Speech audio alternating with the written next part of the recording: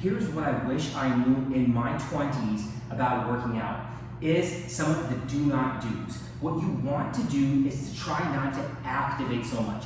I gotta go to the gym, I gotta diet, I gotta exercise, I gotta lift weights, I gotta work out, I gotta follow these people who are motivating me. No, what you need to do is you need to write down exactly what it is that you should not be doing. As an example, put 3 things on the do not do list. If I knew this in my 20s, it would be so much easier today. Number 1 is do not break promises that you make to yourself. If you say you're gonna do it, do it.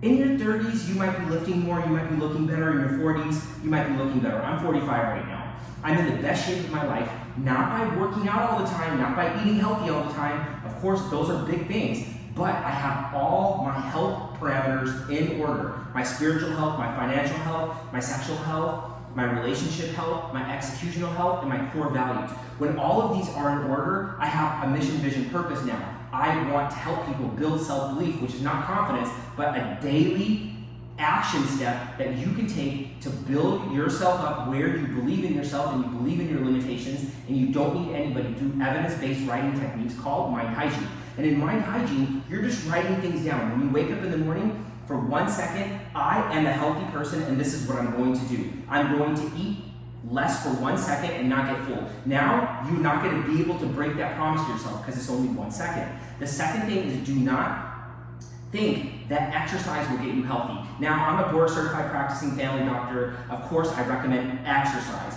But when you think about that, I gotta go to the gym for 45 minutes. People are already overwhelmed with this. You don't wanna overwhelm yourself. What you wanna do is you wanna write down, look, for the rest of my life, I am going to go to the gym for 1 second every day. Or I'm gonna do 1 push-up every day. I'm gonna do 1 sit-up every day. Now what you're doing is you're building what people call habits.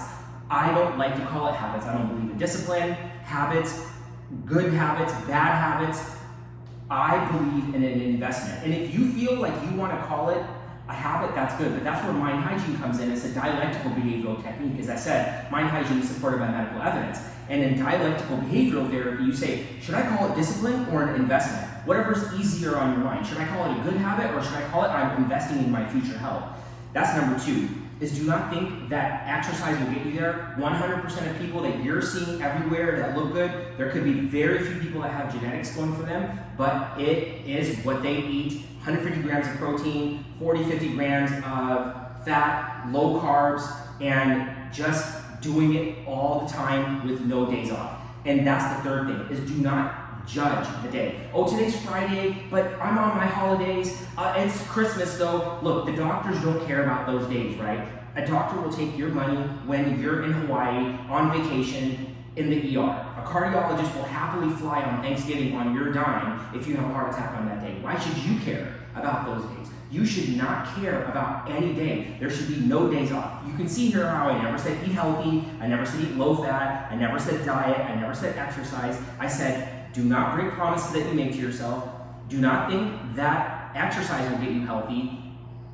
And do not judge the day. And I would write these things down for 1 second every 90 minutes to see what sticks within your core values. Also, maybe you can add a 4th do not do, is do not ever eat watching TV or a cell phone or a show for the rest of your life. Now what you're doing is you're invested into the practice of mindfulness. Lots of medical evidence to show mindful eating helps, but you gotta do it all the time. Maybe in the next few years when you feel you're ready, you might be able to reintroduce some of these things. But at this time, I do not eat any sugar. My carb intake is spinach, broccoli, cucumbers, and berries, like blueberries and blackberries and strawberries.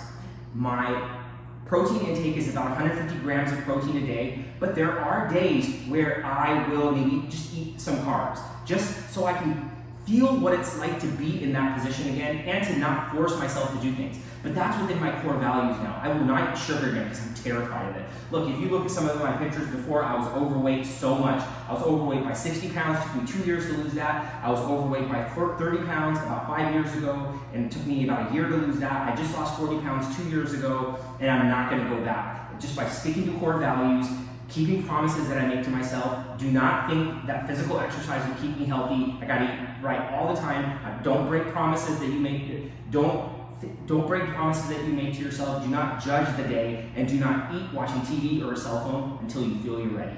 And always write.